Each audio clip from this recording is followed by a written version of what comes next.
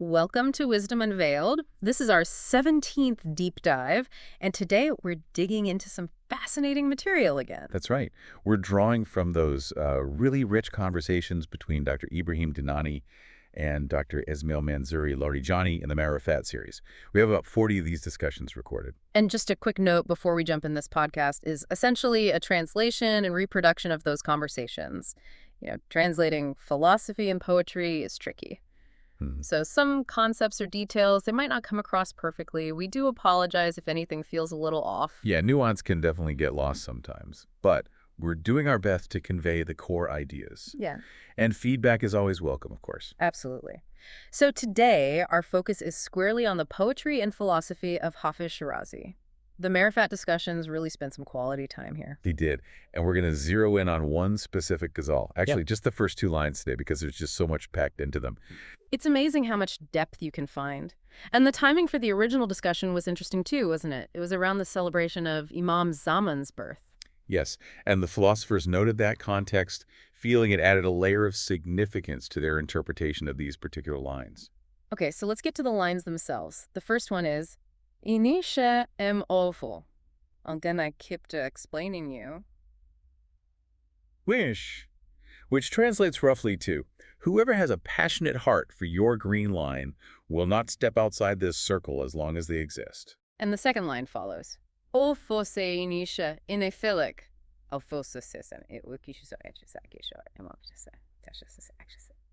Meaning something like, when I rise from the dust of the grave, speechless like a tulip, the burning desire for you will be a secret within my heart. Wow. Okay, so our mission for this deep dive is really to unpack these two lines, explore the philosophical, the mystical ideas woven in there. Exactly, to try and get a richer understanding of what Hafez might be conveying. So that first line, your green line, Qadi Sabs, what's the immediate sort of literal take on that? Well, the most straightforward interpretation, and one the commentators mention, is it refers to the first signs of a beard on a young man's face. You know, that soft, downy hair. Right, a symbol of youth, emerging maturity, that kind of thing. Very visual. Very visual, very relatable. But as you'd expect with Hafez, and certainly in these philosophical discussions, it doesn't stop there. No, I bet not. So where does it go? It links to life itself. Precisely. The word sabs means green. And green, well, it's the color of vegetation. Spring, new growth, vitality, life. Okay, so the green line becomes a sign of life. Yes, but then they make this really interesting distinction between two kinds of life.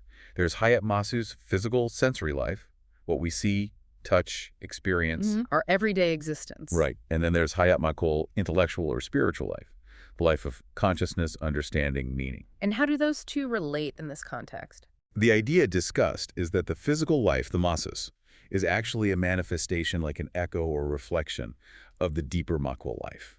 The intellectual life is the source, the foundation.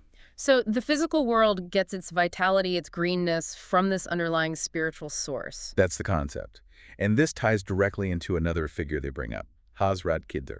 Ah, Khidr, the green one. How does he fit? Well, his name itself, Khidr, is linked to the word for green, Akhdar. And he's famously associated with the water of life, Abe Havan.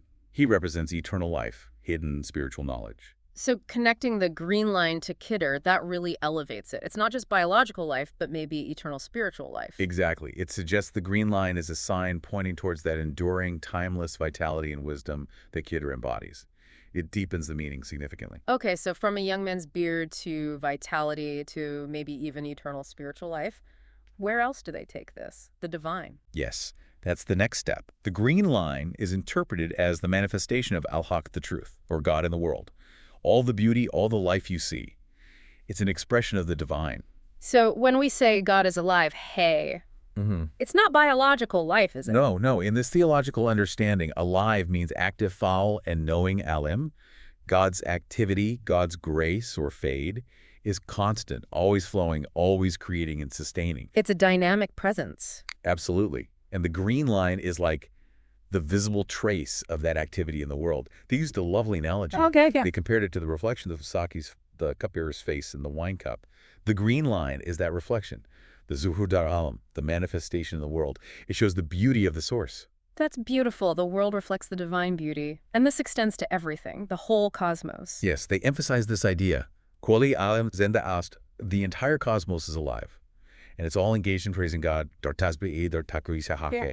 Everything is vibrating with life and glorification. Wow. So back to the poem. Whoever has a passionate heart, sorry soda for your green line. What does that mean then? To have that passionate heart, that sorry soda for this green line, it means having a deep, intense, almost consuming love and yearning for this divine life force. Yeah. For this manifestation of the truth in the world. It's not a superficial attraction. It's a profound inner connection. A deep longing. And the consequence of having this connection is... Will not step outside this circle as long as they exist. Piaz in dayere-ye. Okay, this circle. In dayere, what is this circle? The interpretation here points to the circle of being, the dayere-ye. It encompasses all of existence. Like in Sufi cosmology, the arcs of descent and ascent. Exactly that idea. Existence viewed as a cycle, originating from and returning to the source. Everything is contained within this circle. So if you're truly connected to that green line, that divine life, you remain within this circle of existence. You won't be annihilated, Madam Namisha. Mm-hmm. You remain eternally alive. Hamisha zenda est. Yavadana bakist, abadist. You endure. So the green line isn't just life, it's a sign of eternal life. It becomes alamat ayat javadare. Yes, a sign of everlasting life. That connection keeps you within the bounds of true being. Incredible. And there was also a connection made to a point, a dot.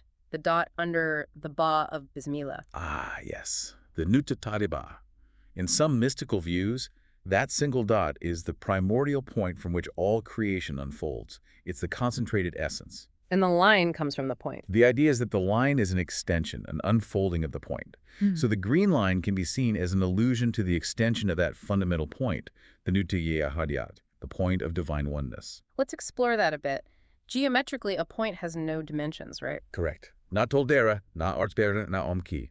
No length, no width, no depth. It's pure position, the origin. And that's likened to God's oneness. Yes, to the makami vahidiyat vahadiyare haq, the state of absolute unity and oneness before any manifestation or multiplicity, like the potential in a seed. And the line is the unfolding of that potential, the extension. Exactly. The emtidad vagosteresh va'ifaze, the extension, expansion, and emanation from that point. So the green line is a trace of that divine oneness manifesting. It's layers upon layers of meaning. Now, Hafez says this circle in dayere. Why the emphasis on this? Yeah, that's a great point. The emphasis on in this brings it right here, right now. In javaknun, the present moment. So it's not some abstract concept, but our current reality. Yes. The philosophers stress that all time, past, present, future actually manifests in the present. It all collapses into the now. And space, too. And boundless space. Makani layatanaki is concentrated in this present point of your being. So this circle isn't just a circle of being. It's this immediate reality encompassing everything from eternity past to eternity future. Azal ta abad, all held within the now. That reminds me of the Mullah Nasruddin story. Ah, where he says the center of the world is right under his donkey's foot. Exactly. Wherever you are, that's the center. And now is when all time exists. It grounds these huge concepts, doesn't it? Hafez using this circle to mean all of reality, focused in the present. It really does. Were there other takes on the green line discussed? I think you mentioned a Sufi commentator. Yes, they referred to Sahib Bayan. He offered an interpretation linking the green line to the life of Wilayat, Hayate Wilayat. Wilayat, spiritual authority, guidance, the path of the saints. Something like that. Divine friendship, guardianship, spiritual leadership passed down through prophets and awliya, the friends of God. And how does that fit with the circle? In this view, the first thing to emerge from the extended shadow, the Zili Mamdud, is the circle of Wilayat. And the green line becomes the banner, the Parchame Wilayat, signifying the spiritual path and authority. So it adds a layer about guidance and the role of spiritual masters? Yes. And it implies that maybe only the truly perfected human, the Insan Kamil, the prophets and saints, can really have that passionate heart for this green line, this wilaya. Which brings us back to Khidr again. Exactly. Khidr is the ultimate wali, the embodiment of that greenness and the water of spiritual life, which here is seen as marifat, or gnosis. Okay, that adds another rich dimension. Now let's connect this to the second line. When I rise from the dust of the grave, speechless like a tulip. How does this follow? It's a logical continuation. The first line establishes this eternal connection through the green line.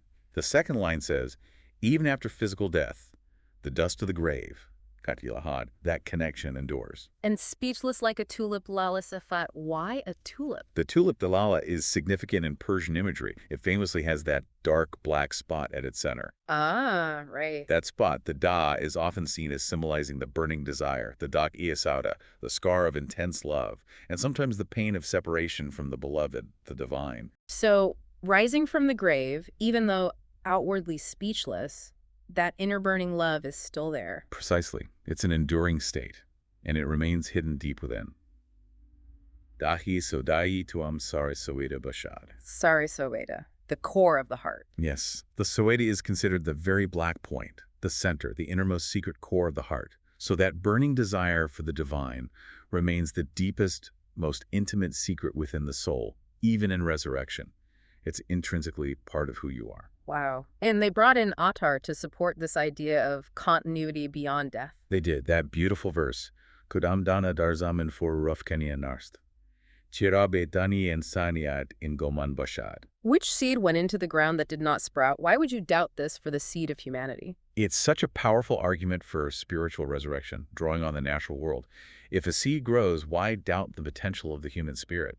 It affirms that continuity of the soul's journey and connection. It ties it all together beautifully. The life, the love, the endurance beyond death. Absolutely. These two lines, they just open up entire worlds of thought about life, the divine, the present moment, and the undying nature of that deep spiritual yearning. So recapping quickly, the green line symbol of divine life, manifestation, maybe even spiritual guidance. The circle, all existence contained in the present moment. And the second line, confirming that the soul's deep love, that burning desire, persists beyond death, hidden in the heart's core. And it just highlights how Hafez works, doesn't it? Blending the sensory, the imagistic, with these incredibly profound spiritual and philosophical ideas, he invites you to look past the surface. Definitely. It makes you reflect on these ideas, divine presence, the power of now, the nature of love and longing in your own life. How do these resonate? And remember, this is just scratching the surface of this one ghazal. There's so much more to explore in the lines that follow. It really shows how these seemingly simple verses are packed with layers of meaning, inviting us into a deeper contemplation of existence itself and our connection to it all. A journey into wisdom, truly. Thank you for joining us for this deep dive on Wisdom Unveiled. We hope exploring these lines of Hafez has given you something profound to think about.